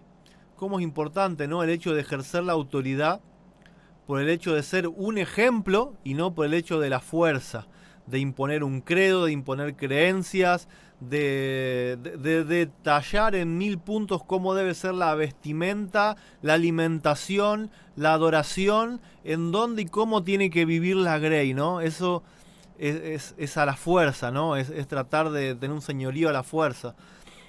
El ejemplo que Dios nos da y cómo pide que lo hagan los ancianos es a través del ejemplo, ¿no? Y segunda de Timoteo 4:2 dice que prediques la palabra. Y acá podríamos decir que prediques a Cristo, ¿no? Que prediques la vida de Cristo, que instes a tiempo, fuera de tiempo, redarguye, reprende, exhorta con toda paciencia y doctrina. No hay momento en donde no sea propicio, ¿no? Para exhortar y hablar la palabra. Tenemos Malaquías 2:7, dice, porque los labios del sacerdote han de guardar la sabiduría, y de su boca el pueblo buscará la ley, porque mensajero es de Dios de los ejércitos. Y esto es importante entender, ¿no? Que si bien Dios pide de todos que tengamos una comunión personal con Él y un estudio también personal de las Escrituras, también es cierto que Dios tiene un orden donde le da una especial sabiduría y un especial discernimiento a los sacerdotes, a los ministros, para que puedan llevar la palabra, ¿no?, de forma clara a la grey, ¿sí? Son mensajeros de Jehová. Y hay textos también que hablan, ¿no?, de que los que son enviados por Cristo, cuando son rechazados, equivale también a ser rechazados por Cristo. Y cuando son aceptados y se le da lugar en la casa y se le da alimento, también equivale al haber recibido a Cristo, ¿no? Así es de importante, ¿no? El que recibe a profeta, bendición de profeta también recibe. Y primera de Timoteo 5:1 nos dice: no reprendas al anciano, sino exhórtale como a padre, a los más jóvenes como a hermanos. Entonces, cuando un anciano falla, cuando un ministro, un sacerdote falla, la forma de reprenderlo no es en público, exponiéndolo, ¿no es cierto?, crucificándolo, apedreándolo, diciendo: este es un jesuita, este es un infiltrado, este no puede ser pastor, sino como a padre, ¿no?, en privado, apelando para que también la bendición pueda llegar y pueda, si hay algo en lo que tiene que cambiar y si tiene que transformar tu vida, su vida también pueda hacerlo, ¿no es cierto?, mediante la bendición que podemos ser nosotros sujetándonos. Y me acuerdo de la historia de Ana, ¿no?, que Elí la llama borracha, le pide que se vaya, y Ana, reaccionando en forma totalmente sumisa, pidiéndole: Señor, por favor, bendíceme, estoy llorando porque tengo un problema. Y Elí termina diciéndole: ve en paz con Dios y te sea hecho, ¿no?, como pides. Y después Ana, que era estéril, en parte gracias a la bendición que recibe de Elí, quien fue un líder también corrupto, pero quien recibe la bendición de parte de Elí, termina teniendo un hijo, ¿no?, que fue Samuel. Y vaya que si Samuel después fue de bendición para todo el pueblo. La pregunta número 17 dice: ¿cuál es el consejo dado a la congregación? En 1 Tesalonicenses 5, 12 y 13. Dice: os rogamos, hermanos, que reconozcáis a los que trabajan entre vosotros y os presiden en el Señor y os amonestan, y que los tengáis en mucha estima y amor por causa de su obra. Tened paz entre vosotros. Me llama la atención de cómo, cuando se reconocen a los que trabajan, a los que presiden en el Señor y amonestan, es decir, a los ancianos, a estas autoridades de la iglesia, cuando se tienen en gran estima y se les ama, esto va a ayudar y va a redundar en tener paz los unos con los otros, ¿no? En la paz del pueblo de Dios, en la paz de su iglesia, eh, se ha de manifestar o ha de tener fruto este respeto, esta estima, y este amor hacia estos líderes, hacia estas autoridades. Sí, lo principal es entender que la estima y el respeto no deben depender de la perfección, pues tenemos que saber que también los líderes se equivocan, ¿sí? Y esto no nos da derecho a quitar la estima y la honra y el respeto, ¿no? Sino que justamente se puede manifestar de una manera más grande el amor, la estima y el respeto en el momento justamente del error o de la caída, que cuando hablan lo que a nosotros nos gusta y se manejan de la forma en la que nosotros pretendemos. La pregunta 18 dice: ¿sobre qué modelo la obra del anciano está establecida? Y nos manda a leer primera de Timoteo 3, de 2 a 5. Características, ¿no?, que debe tener aquel que desea liderar en la iglesia de Dios.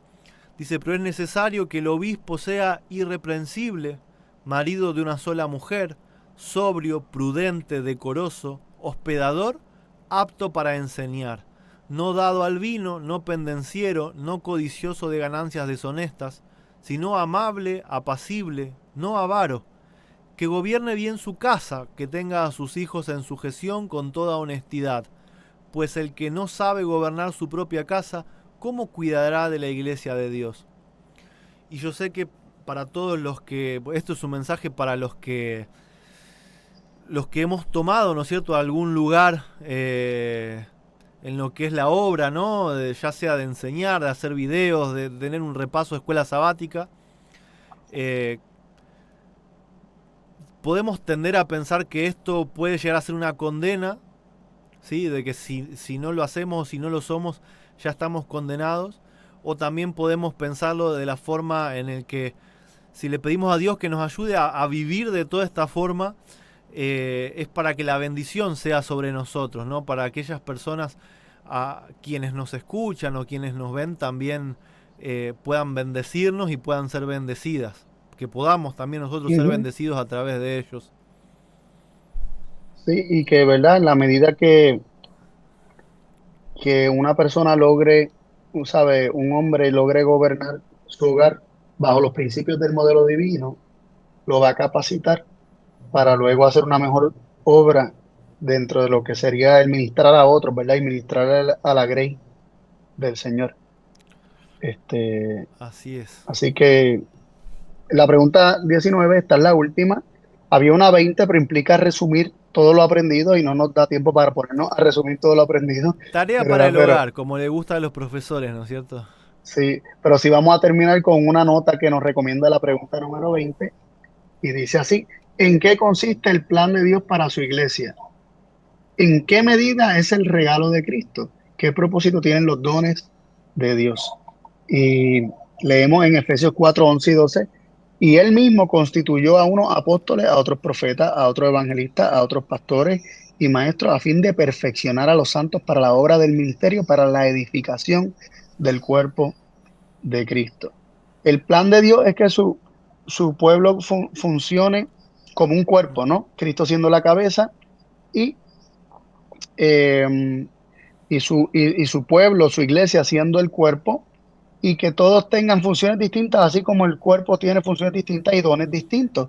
Y los dones tienen el propósito de que se edifique el cuerpo de Cristo, de que se edifique la iglesia, de que seamos perfeccionados, eh, ¿verdad? Santificados para la obra del ministerio. Así que Dios tiene como propósito la edificación de su iglesia. No todos van a ser cabeza, no todos van a ser manos, no todos van a ser pies, no todos van a ser diferentes partes del cuerpo, pero todos tienen eh, el propósito, ¿verdad? De formar parte de ese cuerpo de Cristo y cumplir con una función que, si bien se viven los dones dados y se reconocen a Cristo como cabeza, y también el orden y el modelo dado por Cristo para la familia y para la iglesia, entonces esto redundará en la edificación de la iglesia. Y terminamos con esa última nota, si la quieres leer, Roberto. Dice, del corazón mana la vida y el corazón de la comunidad, de la iglesia y de la nación es la familia.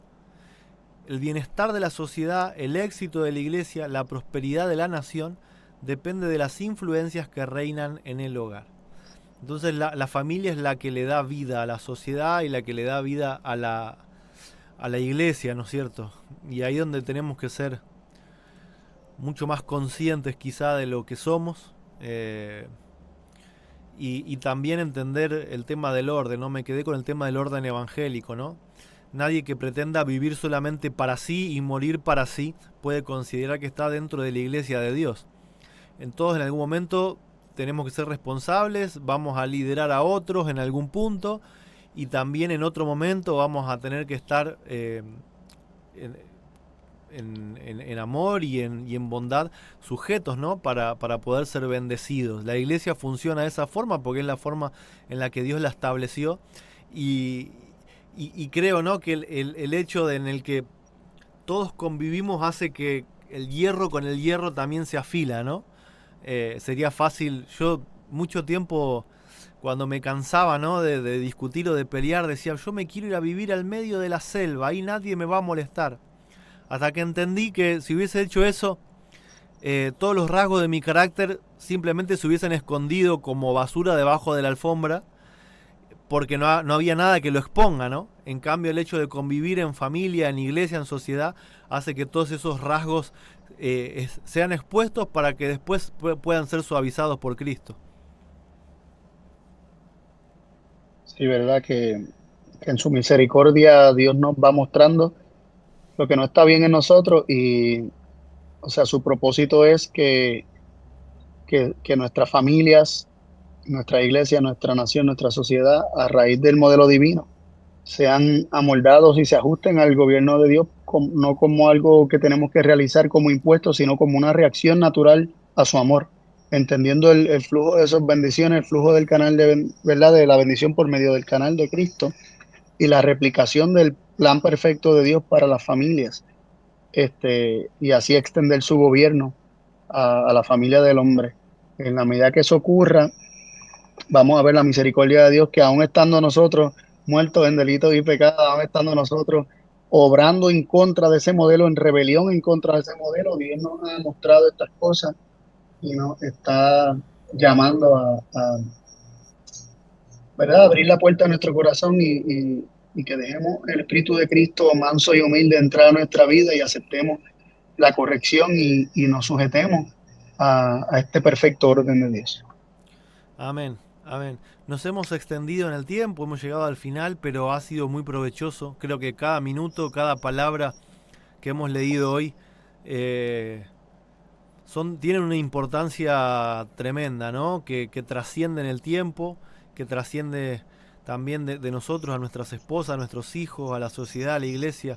Y es por eso que debemos ser muy, muy cuidadosos al analizar este tema y en pedirle a Dios que obre en nosotros, ¿no? Para que podamos tener el espíritu humilde de Cristo y, y ser parte de este modelo divino sin querer resaltar y sin causar quizá a veces con nuestro carácter que ese modelo se vea cortado, se vea impedido de que las bendiciones nos puedan llegar tanto a nosotros como a los demás, ¿no? Que están bajo nuestra esfera de influencia. Bueno, ¿les parece si oramos? Los invito a buscar en reverencia a nuestro Padre Celestial.